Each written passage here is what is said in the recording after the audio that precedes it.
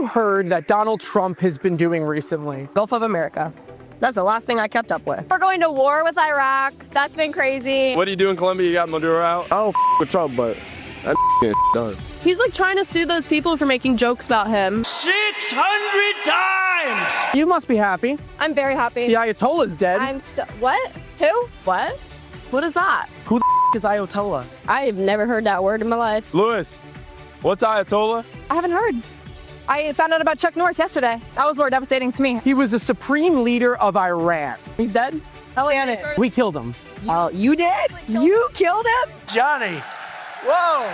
If you were in charge, how would you take on Iran? Yeah, all my girls and we would all start putting belts on them. We get a bunch of girls in bikinis, we make them run across the battlefield. All the guys are distracted, we all run in. Look at him in his eyes, I guess. Flirt with him. I'd blow him up. I don't know enough about it, but I would probably wipe it out. Drop a bomb, baby. Bomb the out of them. I would bomb the out of him. What have you heard about Venezuela? Venezuela? Nothing. I'm not sure. I barely know what'll be going on in like Tennessee where I'm from. That they beat us in the World Baseball Classic? Have you heard anything else? No. Nothing. I have heard nothing about Venezuela. You know, honestly, I don't know and I don't care. Where is Venezuela? I don't know. I'm drunk. I don't know. Venezuela? Isn't that in Spain? Now, I have to put my cards on the table until, the guy who said, I want to wipe them out or bomb the shit out of them, even though, the president said, the bigger problem is that the president said that, not that that person on the beach said it. But until they said that, I'm quite into people having a good time and not following politics. I think if anything, people potentially, it's a strange thing for someone who hosts a politics show to say, but I feel like maybe people think too much about politics. There's too much competition to make you angry about this or that and that, and I think maybe it's making society miserable. So people having a good time, getting drunk on the beach, having sex with each other, I'm fine with that.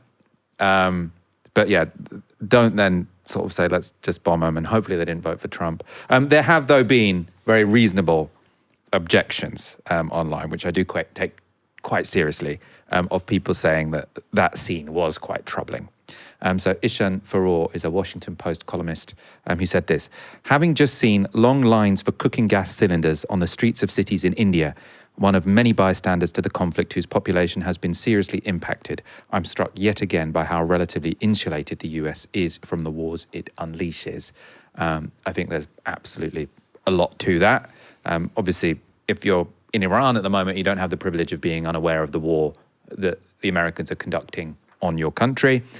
This was the take from Thomas Chatterton Williams, who writes for The Atlantic. He said, a lot of the problems in the world right now can be explained by this video. For one thing, it's a big reason why the US government is so unaccountable to public opinion. These are college students. A significant amount of the country is totally checked out and comfortable enough not to think it matters. I think I take Isham Farour's point more seriously than Thomas Chatterton Williams's point, because I think the bigger problem here is that the country conducting the war is relatively insulated from its consequences, whereas Thomas Chatterton Williams' point is that people aren't paying enough attention to politics. I think maybe that's always been the case, and often when lots of these people, if they became more sort of proactively engaged in politics, they might just become even more right-wing and want to vote for Trump and get down a Tucker Carlson conspiracy theory. I don't think the idea that if the one thing we want people to do is get really, really engaged in politics and then everything will be okay, I don't necessarily subscribe to that. But I want to know, what was your reaction to that video, which I think has been viewed about 8 million times now on Twitter, partly because it's very entertaining? I think I share your opinion that, I'm quite jealous, really. People who have checked out of politics, people who don't have to continually stare down the barrel of genocides being committed on the other side of the world and realise that we are all empty husks at the end of the day. But, I agree that I think that it's a really kind of great microcosm of just how insulated you get by being in the Imperial Corps, right? These are people who don't have to worry about the concerns of geopolitics because of the level that being a member of the Imperial Corps grants them the level they don't have to care. There's a reason why 9/11 is so kind of indelibly inked into the American consciousness, because it was the first time really for huge numbers of people in the United States they had to confront the realities of geopolitics. It was the first time they had to confront it. It wasn't something that happened elsewhere. It was something that was happening on their doorstep in their cities, right? Because, thousands of people died. It was a tragic event, right? These things happen every single day in countries in the global south, whether that be at the hands of American imperialism or at the hands of global conflict or the hands of broader destabilization in these regions that has, myriad factors going into them, and we see that from the way in which America reacted. They reacted by, doing what they do best, which is blowing up countries in the global south. We saw that because it was a way that they needed to show that they weren't weak anymore in the wake of 9/11. And what we've also seen in terms of the level to which people are checked out of politics, I think this, first of all, we've seen broadly democratic participation go down. I mean, one interesting fact I remember somebody pointed out after the 2020 election, because that was at a really kind of weirdly high turnout. It's the only election we've seen in 30 years or so where the winning candidate in Joe Biden in 2020 got more votes than the people who didn't vote. The biggest participant in terms of who has won an election in the United States has broadly been neither. It has been people not actually voting outside of 2020 for broadly the last 30 years or so. And we've seen that trending downwards across the Anglosphere and across the Western world, but specifically in the Anglosphere for quite a while. We saw the last election in the United Kingdom. We saw our turnout, the lowest it's almost ever been since universal suffrage. And I think there's a good fix for this, I think, is mandatory voting, which is what Australians have. We broadly see more people in Australia be more aware of politics too. And I think what we also saw is we saw the Trump administration, or at the very least the Trump campaigners, be very good at tapping into the understanding that people were checked out with politics. And we saw them go on these frat boy podcasts. We've seen Tucker Carlson engage with these people too, insofar as they knew that the apolitical people could be turned political if the things that they engaged with had a political slant to them or had politicians on their shows. That's why we saw people like Donald Trump go on the podcast network. You saw the Note Boys, we saw go on with Theo Von and people like that, because they understood the levels which people weren't concerned with politics. And so a lot of people who voted for Donald Trump who would have had no understanding of what was happening with Iran, what was happening with geopolitics at the time, what was happening in Gaza, just saw him from his podcast appearance and then voted for him in anyway. And it's a problem. It's a big problem for governments if, as was pointed out in one of those statements there, is that they don't feel like the decisions that they make will broadly affect people's understanding of politics if they don't even pay attention themselves, especially not when it comes to geopolitics and foreign policy too. I mean, most people are concerned, as we saw in terms of the polls, with what's happening in their immediate vicinity. If they don't like the current administration, they'll go to the other one purely on the grounds of economic concerns. And whether or not your country is aiding a genocide or not, or whether they are assassinating leaders across the world or destabilizing broader global kind of macroeconomics, will pass them by. It'll totally pass them by. And again, I may be jealous, but it's bad for democracy. Although, I mean, in America, here, obviously we had a really low turnout at that last election, but maybe that was just uniquely because of the options. I mean, that is true. Turnout was quite high in 2019. Turnout in America has been increasing. So turnout as a proportion of the eligible population in 1980 was 58%, 1984, 55%, 1988, 52%. The lowest seems to be in 1996, 51%.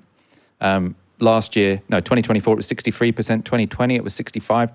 2016, 59%. 2012, 58%. 2008, 61%. So it's kind of oscillating, it does seem, yeah. Well, no, but it's higher in all of those.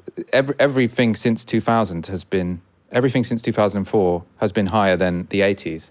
So I think the argument that the problem is disengagement with politics, I don't find it that convincing. I think people are very engaged with politics, but actually when people are very engaged with politics and they're getting all their politics from social media and YouTube, and TikTok, yeah, Instagram. It can get quite bizarre, which I suppose is why I'm more sympathetic to people getting drunk on the beach, but I don't know. I guess that shows that the Trump political strategy of just engaging with media like TikTok and Instagram, we saw with Mamdani as well, being popular on vertical video, although that helped him campaign on the ground. But whether we will probably not know the data on that one. But it just showed that even in a times of people more likely to vote, their engagement with the issues is lower if we're seeing this level at which people are just voting based upon vibes rather than based upon, whether or not the global economy might get blown up by somebody invading a country because they're being led by the nose by a leader of another country. My favorite response to that video was the resharing of a 1998 CNN interview with Mohammed Khatami, who was then president of Iran.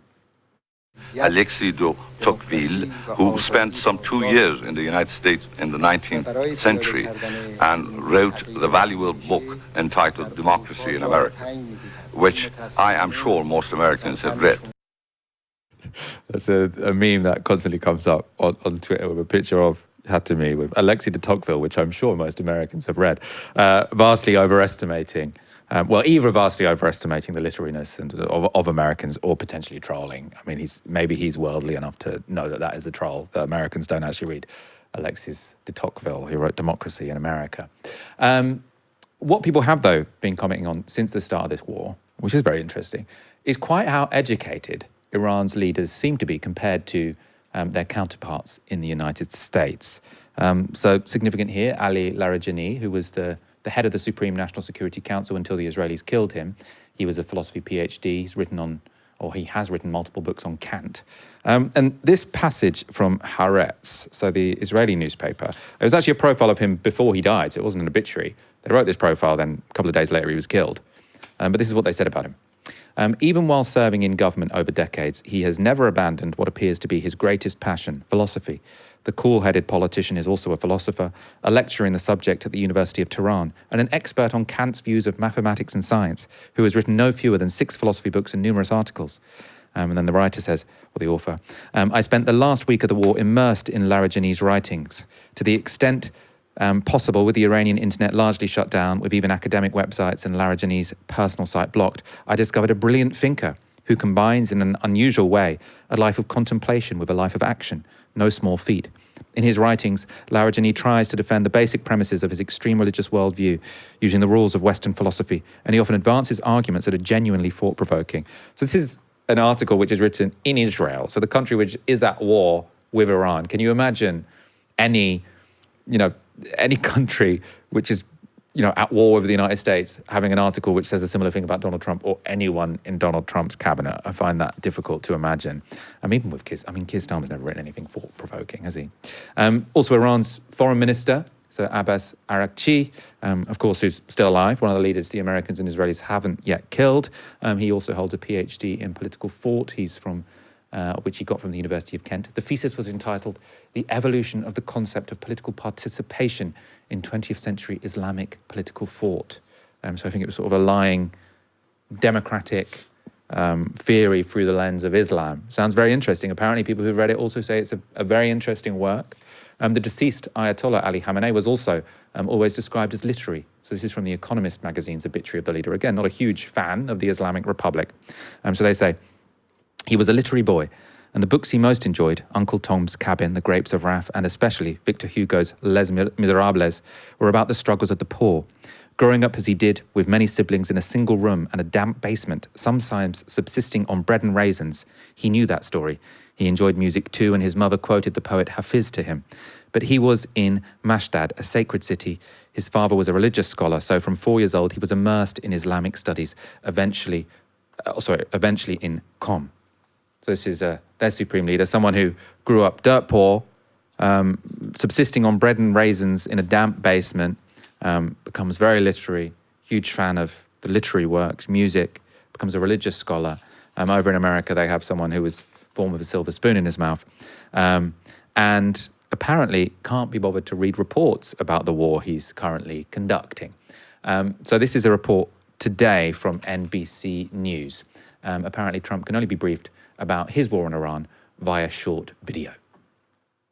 Your new exclusive reporting that President Trump's daily briefings include video montages of the biggest, most successful strikes on Iranian targets. But how is that sort of shaping the broader perception or his perception of this war? Yeah, so we spoke with a number of different people for the reporting on this story, and we were told that the military every single day creates videos, probably similar to the ones that you're seeing here now, of some of the biggest explosions, some of the biggest strikes that the U.S. is taking against Iran. But some of the people we spoke with were a little concerned that the president is seeing these videos and he's not necessarily getting the other side. So while he's aware of the U.S. military strikes and the U.S. military successes, which candidly have been pretty extensive so far throughout the 4 weeks of this war, he's not necessarily hearing what it is that Iran is still capable of doing. So, for instance, one of the anecdotes that we heard about was when several weeks ago, early on in the war, several U.S. military refueling planes were damaged in a strike from Iran. And the president found out about that from the media. He saw it in the news. He was frustrated by that. When his briefers explained to him what exactly had happened, he took to Truth Social and said, well, you're not telling the good side of the story. You need to be telling what the successes are and not just the failures. And he specifically referenced that. Some of the officials who we spoke with as part of this story are concerned that he's just not hearing enough about, frankly, both sides of this war right now. Yeah, to really balance that narrative more accurately. Helena, so just to be clear, the fact that these Iranian leaders have written books and are very learned people, I mean, it's a very learned culture, doesn't take away from the fact that they've also repressed protesters and responsible for quite a lot of people's deaths. But it is remarkable how much more educated they are than the Americans who are launching this war. I mean, the Americans clearly have power to more, powerful weaponry, have a much larger military, a lot more money to play with. But is it potentially one reason why the Iranians appear to be winning this war against the odds that they're just slightly more intelligent? I mean, there's probably potential to that. I mean, Trump does have a degree, right? It's an economics degree, if I remember correctly, although that was quite a few years ago. He hasn't written 4 books on Kant, though. I mean, that is also very, very true, and he is indeed having to be briefed in terms of short-form video, and did appoint like a bunch of podcasters to important roles in government. So, I mean, it's not great. Nothing wrong with podcasters, but don't put me in charge of a war. Yeah, no, likewise, me neither. But yeah, there seems to be a bit of a gap there. But then again, being educated, having, even going to the most prestigious educational institutions in the world doesn't mean that translates into good governance. Look at Liz Truss. Liz Truss went to Oxford, if I remember correctly. Just on a... check that one. I think Liz Truss went to Oxford, and she is quite literally the most humiliated prime minister in the history of the United Kingdom. But I think that there's broadly... I mean, I just remembered, she did go to Oxford, she did PPE, but the person who actually was apparently a really good scholar was Kwasi Kwarteng. So he did a PhD in economic history and apparently wrote a really, I think, a good book on sort of the economics of empire. Interesting. I haven't read it, but I think William Dalrymple on the Empire podcast, which I quite like, said it's a fantastic book. So obviously, yes, people who are intelligent, learned people who write thoughtful books can also be idiots in many ways. That's true. Sorry, I interrupted your point. Well, that's fine. I think our point I would make is that engagement with politics is much easier when you're in a powerful, strong country, right?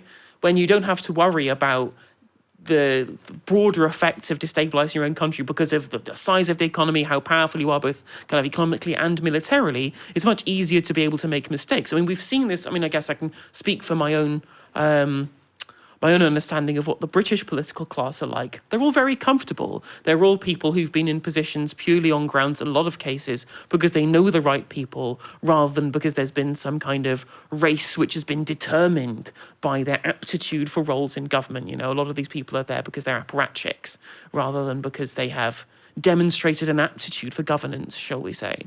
And I think that probably is at least got a parallel in terms of what's happening in the United States as well, in terms of, I say, actual factual podcasters or people who've been on Fox News in incredibly important roles in government. So broadly in terms of the way in which people get into politics, whilst I guess you can also say that people get into roles as the Ayatollah purely by hereditary purposes, by a hereditary nature. I mean, he's a Nepo baby, isn't he? The new Mujtaba Khamenei. Yeah. Didn't necessarily get there by his own merits. That's true. But on the broader point, I guess, of is the Trump administration full of people who are just dumber than the ones in the Iranian administration? I mean, I've seen what Donald Trump posts on Truth Social. I don't think I'm concerned about being beaten him in a game of chess. Let's be real.